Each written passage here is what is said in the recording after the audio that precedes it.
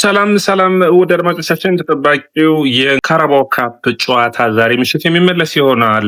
አርሰናል ከቼልሲ ሁለቱም ቡድኖች ተጠባቂ የሚያደርገው ይህንን ጨዋታ ብዙ ምክንያቶችን ማቅረብ ይችላሉ። አርሰናል ይህንን ጨዋታ አቻ መውጣት ያሳልፈዋል። ቼልሲ በሪያም ሮዘሪ ስር ካለፉት 7 ጨዋታዎችን በዚህ አሰልጣኝ ስራ አድርገው 6ቱን አሸንፈዋል። በጣም አስደናቂ አጀማመርን በስታንፎርድ ብሪጅ እያደረጉ ይገኛሉ። ታዲያ ይህንን ጨዋታ የማሸነፍ ግዴታ ውስጥ ናቸው። ይህንን ጨዋታ የሚያሸንፉ ከሆነ ነው ወደ ፍጻሜ የሚያቀኑት። ነገር ግን ከአርሰናል አንጻር ሲታይ ሊየም ብዙ ጫና ያለባቸው አይመስለኝም። ምክንያቱም እንግዲህ አርሰናል ባለፉት ዓመታቶች ዋንጫዎችን አላሸነፈም። የእንግሊዝ ፕሪሚየር ሊግን፣ ሌሎች ውድድሮች ላይ ሲያተኩር፣ ታዲያ ዘንድሮ ግን በካራባኦ ካፕ በኤፍኤ ካፑ ጠንካራ የመድፈኞችን አሰላለፎች ልናይ እንደምንችል የሚጠበቅ ነው የሚሆነው። ውድ አድማጮቻችን ዛሬ ምሽት 5 ሰዓት ላይ የሚደረገው አርሰናል ከቼልሲ ለንደን ደርቢ ሊየም ከማይክል አርቴታ ተጠባቂ ጨዋታ ነው። ወደ አድማጮቻችን የእናንተን የውጤት ግምት የምንጠብቅ ነው የሚሆነው።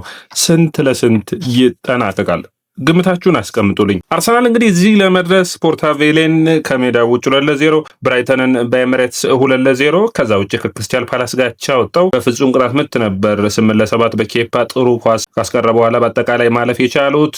ከዛ በመቀጠል ስታንፎርድ ብሪጅ ላይ የተደረገው ጨዋታ ላይ መድፈኞቹ በመጀመሪያው አጋማሽ ከፍተኛ የሆነ ብልጫ ነበራቸው። በሁለተኛው አጋማሽ የጋርናቾ 2 ጎሎች ቼልሲን ከሽንፈት ባይታደገውም የጎል ልዩነቱን ግን አጥቧል። በተቃራኒ ቼልሲ በዚህ ለመድረስ ሊንከን ሲቲን፣ ካርዲፍ ሲቲን እንዲሁም ደግሞ የባለፈው ሳምንት የነበረውን አስቸጋሪውን የአርሰናል ጨዋታ ላይ ሽንፈት አስተናግሯል። ኤንዞ ማሬስካን ስናስታውስ የሚስታወሱት በቼልሲ ቤት ዋንጫዎችን በማምጣት ነው። እነዛ ሁለቱ ዋንጫዎች አስገራሚ ነበሩ።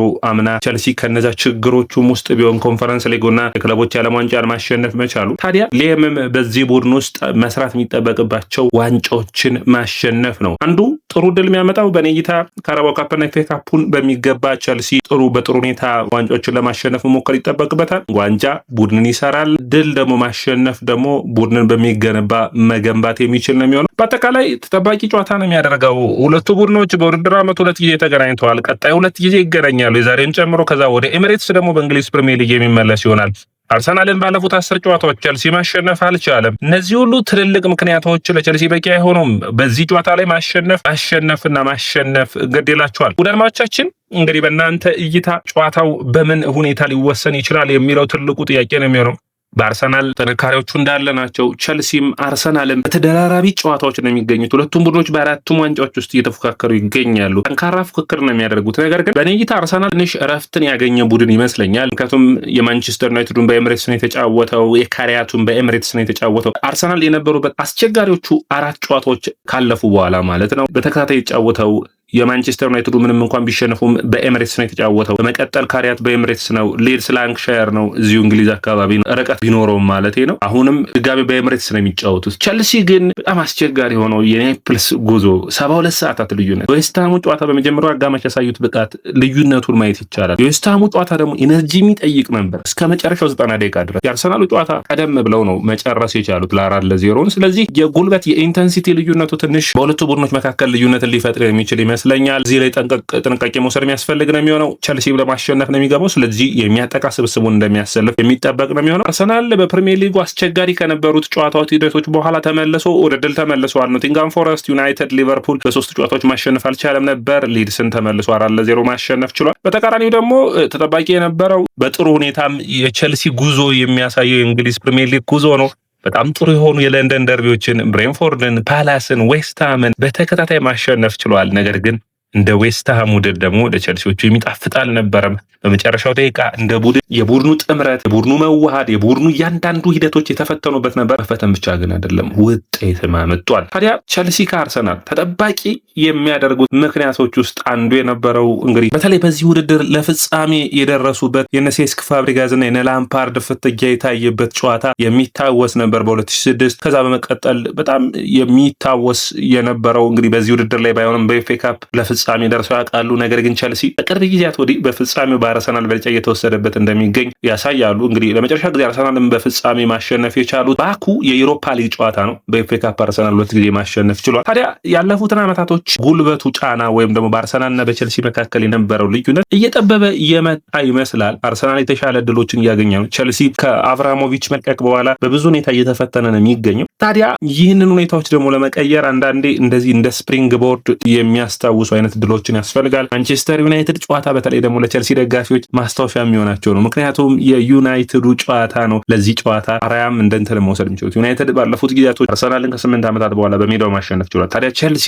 ያንን ፈተና አርሰናሎችን ማሳየት አይችልም ወይ? አርሰናል በሜዳው ችግሮች አሉበት፣ ነርቨስ የመሆን ችግር አለ። ያንን መጠቀም አይቻልም ወይ የሚለው ነው። አርሰናል በተቃራኒው ይህ ጨዋታ ራሱ ከባድ የሆነ ጫና ነው ያለበት። ምክንያቱም በፕሪሚየር ሊጉ በ6 ነጥብ እየመራ ነው። የሚኬል ሞሬኖ መጎዳት እንደ ሁኔታዎች መነሳት የሚችል ቢሆንም ነገር ግን አርቴታ ዋንጫዎች ያስፈልጉታል። የኤፍኤ ካፑን ዋንጫ በ2019 ካገኘ አንስቶ ከዛ በመቀጠል ያነሳው ዋንጫ ኮሚኒቲ ሺልድ ብቻ ነው። ኮሚኒቲ ሺልድ ደግሞ በእንግሊዝ አስቸጋሪ ከሚባሉ ዋንጫዎች ነው። ማለትም እንደ ትክክለኛ ዋንጫ ይቆጠር አይቆጠር የሚል ማለት ነው። ስለዚህ በአጠቃላይ ሁለቱም ቡድኖች ወሳኝ የሆነ ጨዋታን ያደርጋሉ። እንግዲህ በጉዳት ደረጃ ዳውማን፣ ሳካ የማይኖሩ ይሆናል። ሚካኤል ሞሬኖም የውድድር ዓመቱ ውጭ ሆኗል። በአርሰናል ቤት ያሉ የቸልሲ የቀድሞ ተጫዋቾች ማዱዌኬ፣ ካይ ሃቨርትዝ የሚጠበቁ ይሆናል። በተቃራኒው በቸልሲ በኩል ኮልዊል፣ ቶሲን፣ ኢሱጎ፣ ላቪያ፣ ጊተንስ የማይኖሩ ይሆናል። ከዛ ውጭ አጠራጣሪ ነው የስቴፋ ዊሊያንም የጨዋታው አካል የመሆን ምክንያቱም አድማቻችን ረጅም በረራ ነው የሚያደርገው። የ11 ሰዓት 12 ሰዓት በረራ ጀት ላግ ይኖርበታል። ስለዚህ ትንሽ አስቸጋሪ ሊሆን ይችላል ለዚህ ጨዋታ የመድረሱ ነገር። ሌላኛው እንግዲህ ግምት ያስተላልፉ እናደርስ በሁለቱም ቡድኖች በኩል ዴቪድ ራያ ግብ ጠባቂ ሆኖ ይጀምራል ተብሎ ይጠበቃል። ነገር ግን ኬፓ የመጀመር እድሉ ሰፊ ነው። ምክንያቱም ለካፕ ጨዋታዎች ኬፓ የቀድሞ የቸልሲ ተጫዋች ነው። እንግዲህ አርሰናሎች በቀድሞ የቸልሲ ተጫዋቾች